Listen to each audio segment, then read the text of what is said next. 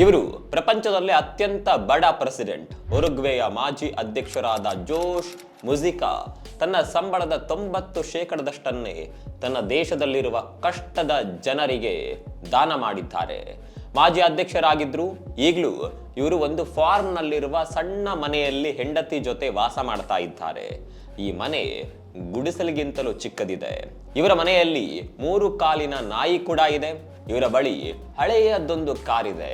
ಇದನ್ನ ಇವರೇ ಡ್ರೈವ್ ಮಾಡ್ತಾರೆ. ಪಬ್ಲಿಕ್ ಆಸ್ಪತ್ರೆಗಳಲ್ಲಿ ಎಲ್ಲರಂತೆ ಗಂಟೆಗಟ್ಟಲೆ ಕ್ಯೂ ನಿಂತು ಚಿಕಿತ್ಸೆಯನ್ನ ಪಡಿತಾರೆ. ತಮ್ಮ 5 ವರ್ಷದ ಆಡಳಿತ ಅವಧಿಯಲ್ಲಿ ದೇಶದಲ್ಲಿದ್ದ 50% ನಿರುದ್ಯೋಗ ಸಮಸ್ಯೆಯನ್ನ ಇವರು ಕಡಿಮೆ ಮಾಡಿದ್ರು. ಅಧ್ಯಕ್ಷ ಸ್ಥಾನದಿಂದ ಕೆಳಗಿಳಿದ ನಂತರ ತಮಗ್ ಬರ್ತಾ ಇದ್ದ ಪಿಂಚಣಿಯನ್ನ ಕೂಡ ನಿರಾಕರಿಸಿ ಅದನ್ನ ಅಗತ್ಯವಿರುವವರಿಗೆ ಕೊಡಿ ಅಂತ ಹೇಳಿಬಿಡ್ತಾರೆ.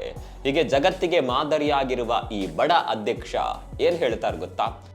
ಜನರು ನನ್ನನ್ನು ಅತ್ಯಂತ ಬಡವ ಅಧ್ಯಕ್ಷ ಅಂತ ಕರೀತಾರೆ, ಆದರೆ ನನ್ನನ್ನು ನಾನು ಬಡವ ಅಂತ ಎಂದಿಗೂ ಒಪ್ಕೊಳ್ಳೋದಿಲ್ಲ.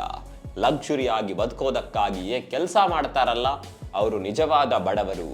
ಅವರು ತಮ್ಮ ಬದುಕನ್ನೇ ಅನವಶ್ಯಕವಾಗಿ ವ್ಯರ್ಥ ಮಾಡ್ತಾರೆ. ಯಾಕಂದ್ರೆ ಅವರಿಗೆ ತೃಪ್ತಿ ಅನ್ನೋದು ಇರೋದಿಲ್ಲ, ಅದು ಕೊನೆ ಇಲ್ಲದ ಅತೃಪ್ತಿ. ಈ ಮಾತಿನ ಬಗ್ಗೆ ನಿಮ್ಗೆ ಏನನ್ಸುತ್ತೆ? ಕಾಮೆಂಟ್ ಮಾಡಿ.